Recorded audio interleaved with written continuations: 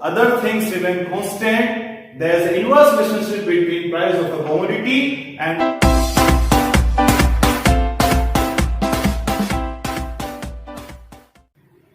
Hello, welcome to channel economics Guruji once again.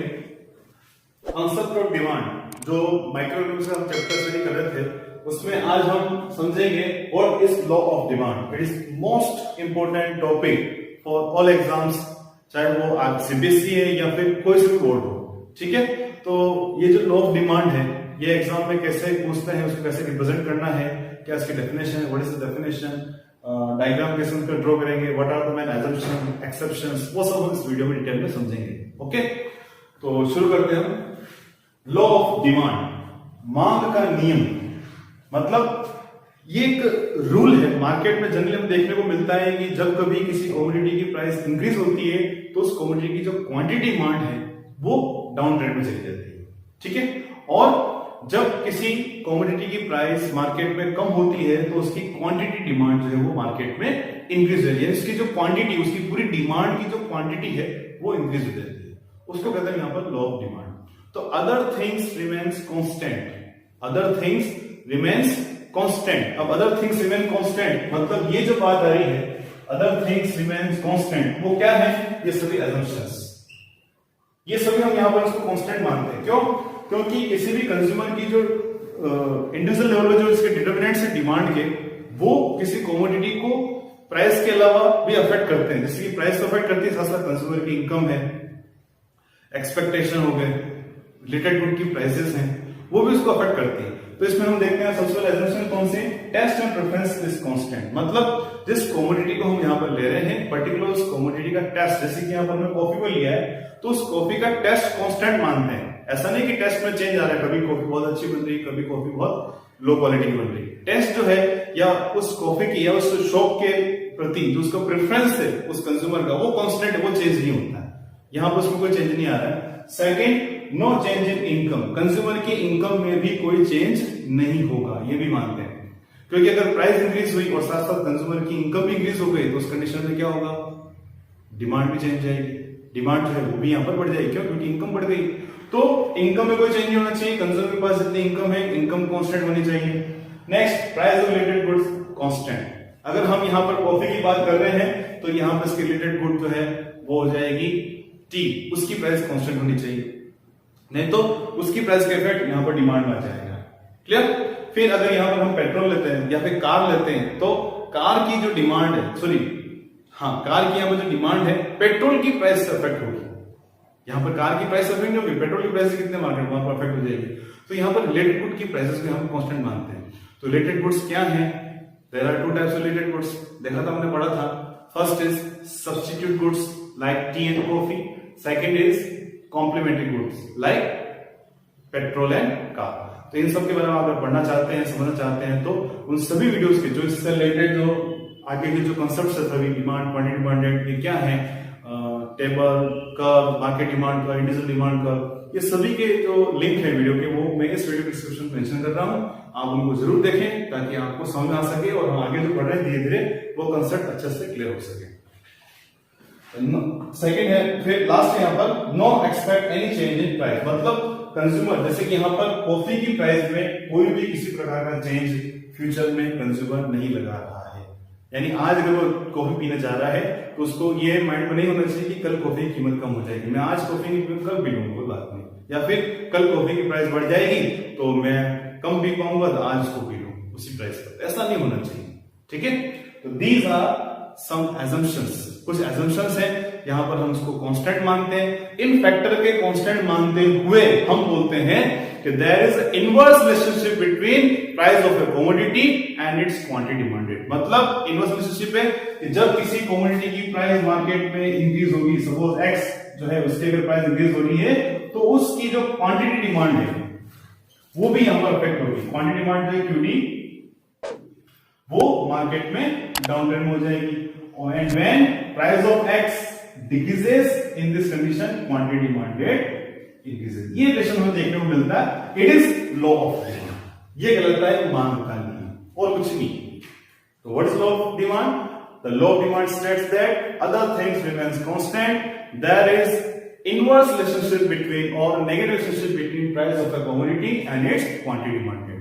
When price of commodity increases, quantity demanded of that commodity decreases, and when price of the commodity decreases, the quantity demanded of that commodity will increases. Okay? तो यहाँ इसकी definition है, it states that other things remain constant, quantity demanded for a commodity increases with a falling price.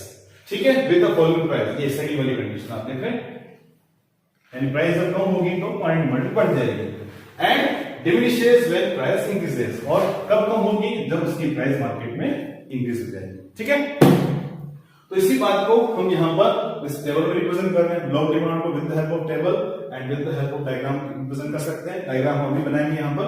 तो table आप देख रहे हैं, आपके सामने है. यहाँ पर हमने कॉफी की प्राइस को लिया है. जब कॉफी प्राइस 40 है तो वो जो कंज्यूमर है सिर्फ 1 यूनिट डिमांड कर रहा है, 1 cup of coffee. And when price decreases to 30 पे हो गई, उस कंडीशन में उसने अपनी डिमांड को इंक्रीज कर दिया. कितना हो गया यहाँ पर, वो 2. और जैसे से आप देख रहे हैं प्राइस डाउन ट्रेंड में है, तो यहाँ पर क्वांटिटी डिमांडेड रेगुलरली इंक्रीज हो गई. It is law of demand, इसको हम यहाँ पर रिप्रेजेंट कर सकते हैं. When price of coffee is ₹40, then consumer demand 1 unit of cup of, ऐसा हम इसको एक्सप्लेन कर सकते हैं. मगर आपको मेन बात यहाँ पर समझना होगा कि लो ऑफ डिमांड है क्या. बस लो ऑफ डिमांड यही है, ये प्राइस और क्वांटिटी डिमांड रिलेशन को बताता है. कब the other things remain constant, कब कौन सी कांस्टेंट है, इसलिए असम्पशन में मानी है. क्योंकि इंडिविजुअल लेवल के जो भी फैक्टर्स होते हैं, इंडिविजुअल लेवल कितने फैक्टर्स होते हैं जो इसको अफेक्ट करते हैं, जो हमने देखा था इंडिविजुअल डिमांड फंक्शन में, उसमें एक तो हो जाता है कमोडिटी की price, price related good, consumers income, taste and expectations. These are the determinants of individual demand. मतलब व्यक्तिगत डिमांड जो होती है, इंडिविजुअल पर्सन की, जो कंज्यूमर की जो डिमांड है, ये सभी फैक्टर उसको अफेक्ट करते हैं. तो यहां पर हम सिर्फ प्राइस का चेंज डिमांड को देखना चाह रहे हैं. तो इन सबको, price related good, consumers income, taste, expectations, इन सबको यहां पर हम कांस्टेंट मानते हैं, इनमें कोई भी चेंज नहीं मानते. वही हमने यहां पर लिखा है, वो चारों यही. टेस्ट एक्सपेक्टेशंस मतलब T, फिर no change in income Y, price related good PR, and last no expected change in price E. ये चारों वही हैं.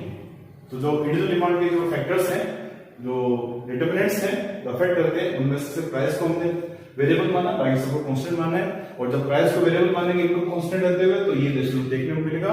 उसको हम इस टेबल के थ्रू एक्सप्लेन कर सकते हैं. नाउ डायग्राम, अगर हम इसका डायग्राम बनाए तो कुछ इस प्रकार का डायग्राम बनेगा. यहां पर हम लेंगे O एक्सिस क्वांटिटी डिमांडेड, और यहां पर हम लेंगे OY एक्सिस प्राइस.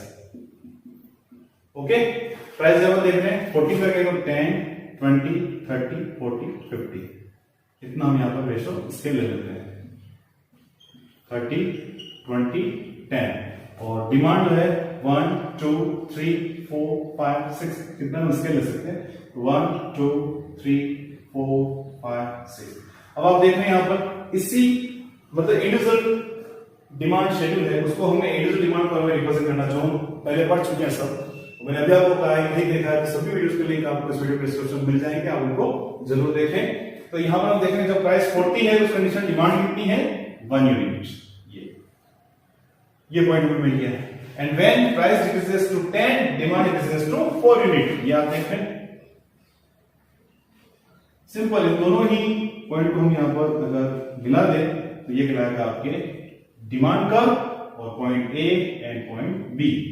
ठीक है, यानी जब प्राइस डिक्रीज होगी, व्हेन प्राइस डिक्रीजेस, तो मतलब जब प्राइस 40 थी, डिमांड कितनी कर रहा है, सिंगल 1 यूनिट. जब प्राइस 10 होगी तो डिमांड उसने कितनी बढ़ा दी, 4 यूनिट तक. तो यहां पर इन्वर्स रिलेशनशिप आपको देखने को मिल गया कि when price decreases, demand increases, and when price increases, quantity demanded will decrease. ठीक है, तो इस प्रकार से हम यहां पर उसको देखते हैं कि डिमांड कर्व जो है वो नेगेटिव स्लोप में होता है, लेफ्ट टू राइट. ये लेफ्ट और राइट देखा, ये लेफ्ट वाला पोर्शन जाएगा, राइट वाला पोर्शन नहीं, left to right down trend में होता है. नेक्स्ट वीडियो समझेंगे हम कि व्हाई डिमांड का स्लोप डाउनवर्ड. डिमांड कर्व जो होता है उसका स्लोप डाउनवर्ड नीचे की तरफ क्यों होता है, इसके पीछे कौन कौन से फैक्टर्स हैं, वो सब नेक्स्ट वीडियो में समझेंगे हम. तो यहां पर हम देख रहे हैं कि जो रिलेशन है प्राइस एंड क्वांटिटी डिमांडेड में, वो यहां पर डिमांड को रिप्रेजेंट करता है. तो यहाँ पर हम लो ऑफ डिमांड को with the help of table and with the help of curve represent कर सकते हैं। एग्जाम में अगर आपको शो करना है तो मैं आपको सजेस्ट करूंगा कि आप कर्व के थ्रू इसको रिप्रेजेंट करें और कर्व बिल्कुल सिंगल हैंडेड अच्छे से बनाना है ताकि आप अच्छे मार्क्स ले पाए। क्लियर? तो ये सब हमने देख लिया कि लो डिमांड ये बताता है कि कुछ फैक्टर्स के कांस्टेंट रहते हुए अब यहाँ पर अगर प्राइस में चेंज आ रहा है तो डिमांड उसके इनवर्सली रिएक्ट करेगी। When price decreases demand will increases and when price increases quantity demand will decrease. ये हम बताता है, मगर हर समय लागू नहीं होता है। हर समय अप्लाई नहीं होता है कि जब किसी क्वांटिटी की प्राइस बढ़ी तो उसकी डिमांड कम हो जाए, ऐसा हर समय नहीं होता है। तो इसके कुछ अपवाद है, एक्सेप्शंस है। वो एक्सेप्शंस क्या है वो आपके सामने है। एक्सेप्शंस जिसमें फर्स्ट है Giffen goods. Giffen goods, sir Robert Giffen ने सबसे पहले कुछ ऐसी गुड्स के बारे में बताया। उन्होंने उसमें कॉजल रिलेशनशिप बताया प्राइस एंड डिमांड, यानी जब किसी कमोडिटी की प्राइस इंक्रीज हो रही थी तो उस कंडीशन में उसकी डिमांड भी इंक्रीज हो रही थी। जैसे कि उन्होंने एग्जांपल लिया meat and bread. Meat and bread, suppose कोई कंज्यूमर मीट का कंजप्शन कर रहा है, ब्रेड का भी कर रहा है, और मीट जानते हैं जनरली महंगा होता है तो उस पर जो अमाउंट होता है उसकी क्वांटिटी उसको मिल रही है, ब्रेड की उसकी क्वांटिटी मिल रही है। ब्रेड लो प्राइस है बजाय मीट की प्राइस ज्यादा है। सपोज अगर यहां पर ब्रेड की प्राइस इंक्रीज हो जाए तो क्या करेगा? ब्रेड का कंजप्शन कम कर देगा, ब्रेड कम खाएगा और मीट लिया करेगा, नहीं ला पाएगा। मीट तो ऑलरेडी बहुत महंगी है, तो वो मीट के बजाय क्या करता है?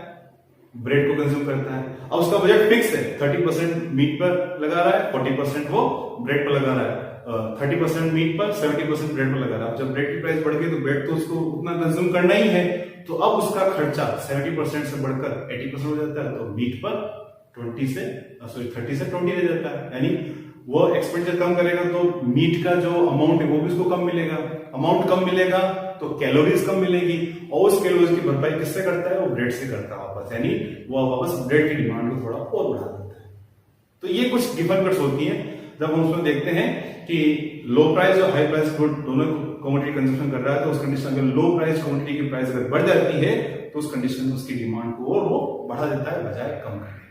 Clear? It is given goods. Goods of status symbol and decoration, diamonds, jewellery, costly carpets, ये जो ऐसी कुछ चीजें हैं जो अपने सोसाइटी में अपने स्टेटस सिंबल को रिप्रेजेंट करती है। ऐसी गुड्स की डिमांड प्राइस के इंक्रीज होने पर और ज्यादा बढ़ती है। जो डायमंड ज्यादा महंगा होगा उसकी डिमांड मार्केट में ज्यादा होगी। ठीक है? जैसे शादी ब्याह है और कोई वाटिका अगर ज्यादा महंगी है तो अपने स्टेटस को रिप्रेजेंट करने के लिए लोग उसकी ज्यादा डिमांड करते हैं, उसमें लाइन लगी रहती है। वो फुल होने के बाद फिर जो लो ग्रेड की जो वाटिकाएं हैं, गार्डन है, वो बुक होते हैं। होता ही ना होता है। फिर सिचुएशन ऑफ इग्नोरेंस और कंफ्यूजन, मतलब जब कंज्यूमर को कोई कंफ्यूजन हो, यानी उस कमोडिटी के बारे में पता नहीं हो, आप मार्केट में कमोडिटी नहीं खरीदने गए हैं और मार्केट में फिर आपके सामने दो प्रकार की कमोडिटीज हैं, थोड़ा बहुत 19-20 हैं, और आप जिस एक की प्राइस है 50 रुपीज, एक की प्राइस है 30 रुपीज, आप सोचते हैं यार 50 रुपए की 50 रुपीज की चीज अच्छी होगी, अब ये ले लेते हैं। या फिर एक की 50, एक की 40 है तो आप 50 वाली ज्यादा प्रेफर करते हैं। जनरली कंज्यूमर ये करता है, मार्केट में कोई नई कमोडिटी खरीदना चाहता है तो शॉपकीपर उसके सामने 2-3 प्रकार के आइटम रख देता है, बताता है ये 100 है, ये 150, ये 200। आप पूछते हैं क्या है? ये 200 वाला ये थोड़ा बेटर बताता है, आप कहते हो यही दे दो। तो अब आपको क्या है कि इग्नोरेंस है, कंफ्यूजन है, क्या है क्या नहीं है, तो उस कंडीशन में जो हाई प्राइस कमोडिटी होगी उसकी डिमांड मार्केट में बढ़ती जाती है। एक तो ये बात हो गई। फिर उसके बाद नेक्स्ट हम देखें सिचुएशन ऑफ इग्नोरेंस हो गया, गुड्स और स्टेटस सिंबल हो गया। लास्ट है नेसेसिटीज, मतलब बहुत नेसेसरी अपने चीजें अपने जीवन के लिए। सॉल्ट है, मिर्च है, कुकिंग गैस है, ये सब क्या है? अपने लिए नेसेसिटीज। मेडिसिन, इनकी प्राइस कांस्टेंट रहे या फिर बढ़ जाए। कोई शुगर पेशेंट दिन की एक गोली 5 रुपए की कंज्यूम करता है, खाता है, अगर वो गोली 5 से 7 रुपए की हो जाए तो क्या वो उस टेबलेट का कंजप्शन बंद कर देगा? नहीं करेगा, वो कंटिन्यू रखेगा। तो उस कंडीशन क्या हुआ? डिमांड कांस्टेंट रही। कब? प्राइस के इंक्रीज होने पर भी। जनरली क्या होना चाहिए? प्राइस इंक्रीज होने पर डिमांड कम होनी चाहिए, पर यहाँ पर कम नहीं हुई। कुकिंग गैस सिलेंडर 500 का 550 का हो जाएगा, क्या करेंगे? 2 दिन खाना नहीं बनाएंगे, खाना तो हम बनाएंगे, उसके लिए हम 550 पर भी उतनी सिलेंडर की डिमांड हम कर रहे हैं। तो इस प्रकार से हम देखते हैं कि कुछ ऐसी कंडीशंस होती हैं जिसको हम एक्सेप्शंस बोलते हैं, जिसमें लॉ ऑफ डिमांड अप्लाई नहीं होता है। ये वाले रिलेशन है वो हमें यहाँ पर देखने को नहीं मिलता है। क्लियर? तो it is the law of demand in detail, पूरा इस प्रकार से हमने इसको समझा है। What is law of demand? It states that other things remain constant. Quantity demanded for a commodity increases with the falling price and vice versa, and diminishes when price increases. तो क्या बताता है law of demand? Other things remain constant.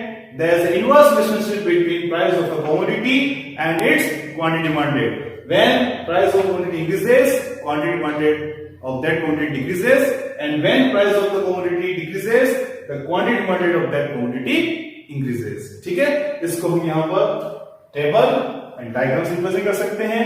Exam में आपको पूछता है assumption, तो assumptions लिखनी है, exceptions पूछे तो आपको exceptions देने। Clear?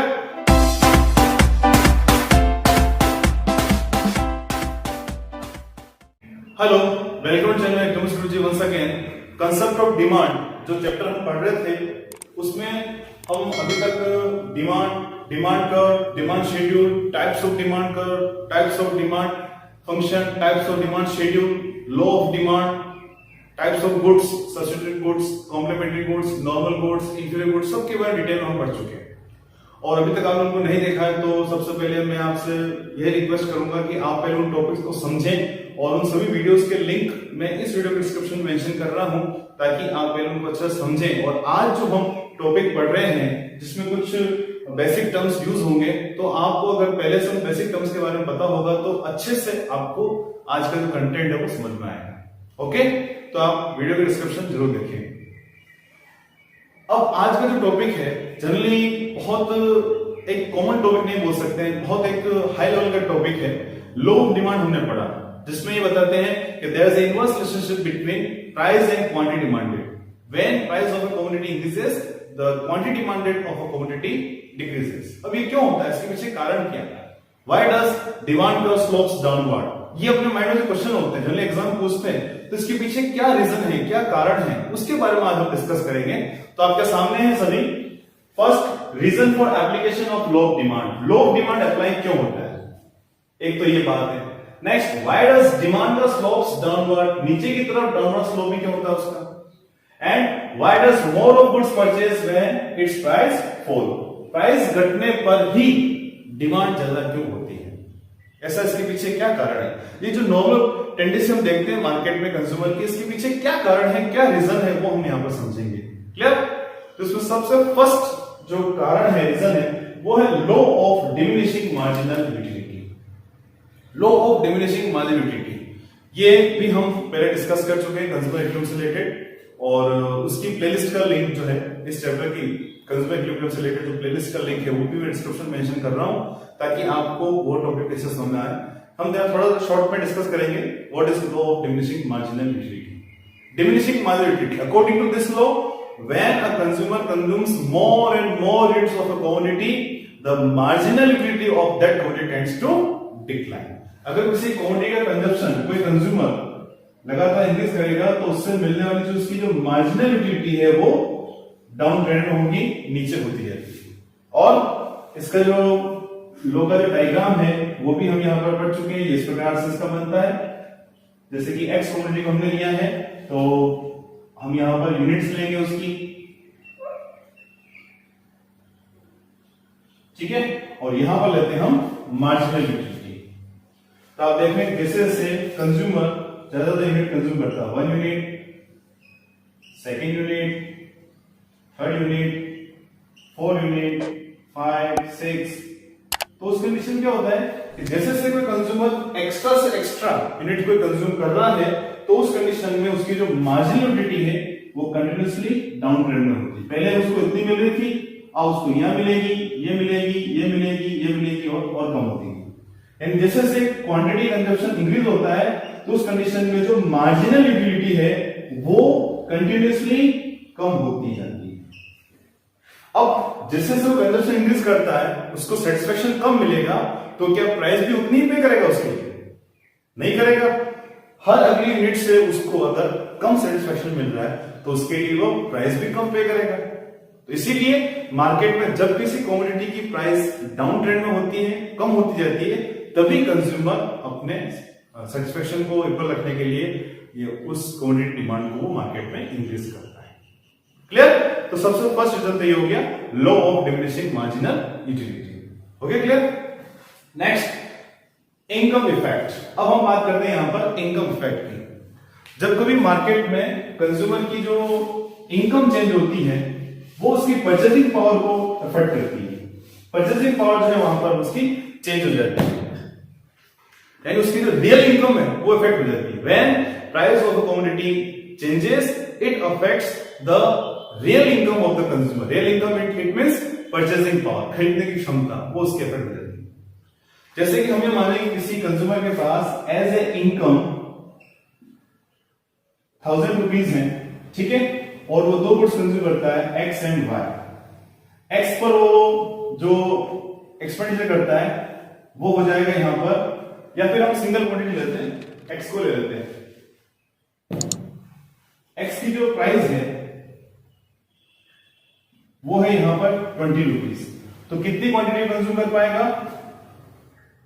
1000 upon 20 is equal to 50, यानी 50 यूनिट्स में यहां पर कंज्यूम करता है। अब यहां पर सपोज प्राइस इंक्रीज हो जाए, प्राइस इंक्रीज हो गई 50 रुपीज, 50 रुपए हो गए, तो अब कितना कंज्यूम कर पाएगा? उसके पास क्या है? सिर्फ 1000 रुपीज ही है।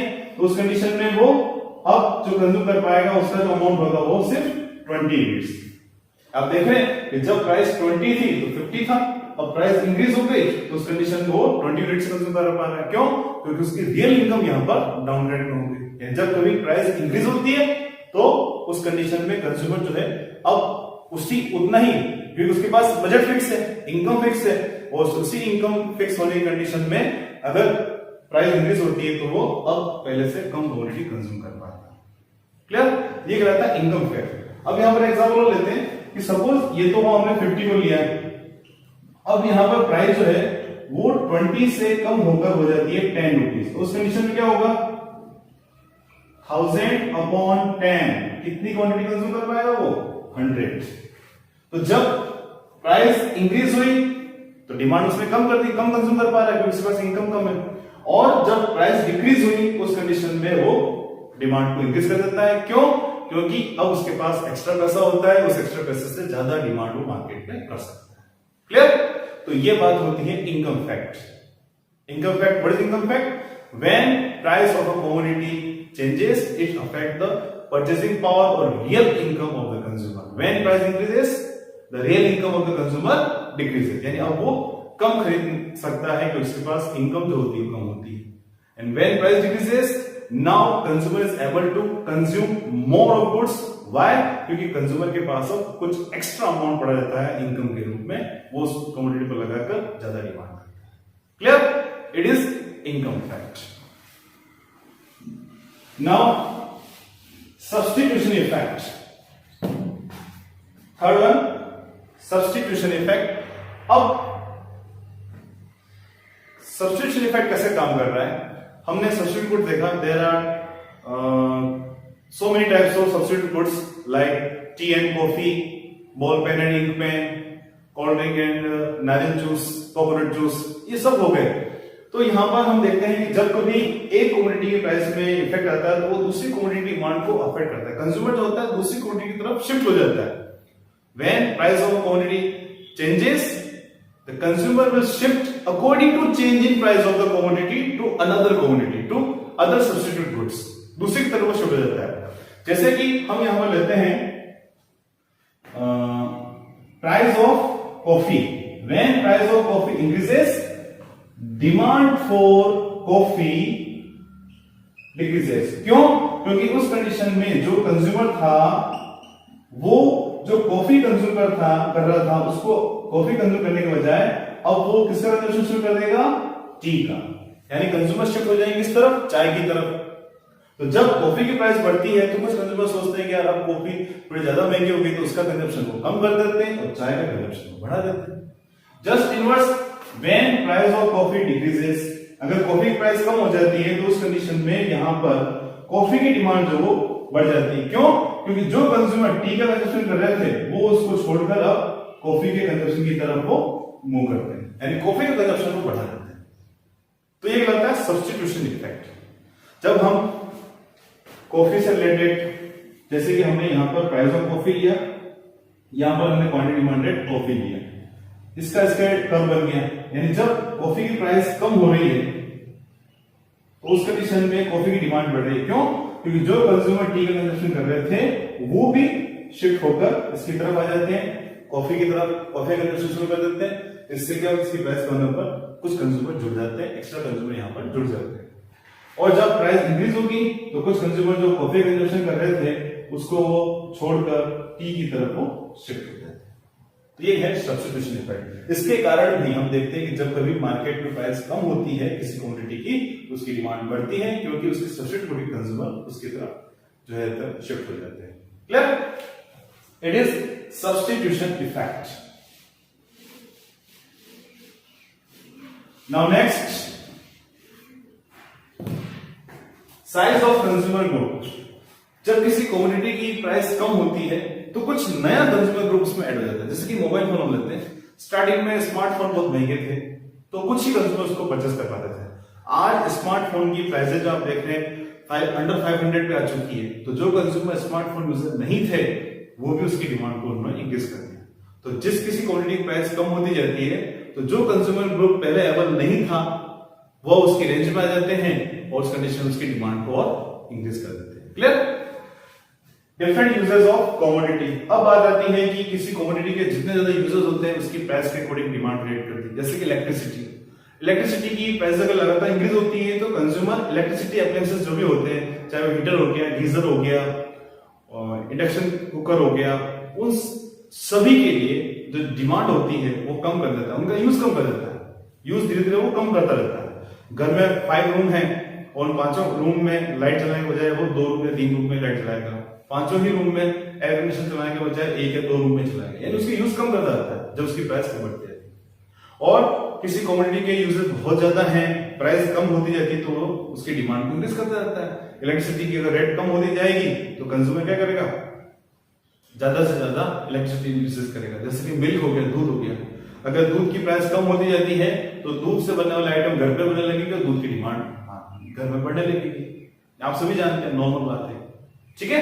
तो these are some reasons for application of law of demand, और the demand curve slopes downward or more of goods purchased when its price, जिस किसी कमोडिटी की प्राइस कम होती है तो ज्यादा से ज्यादा उसकी डिमांड मार्केट में की जाती है।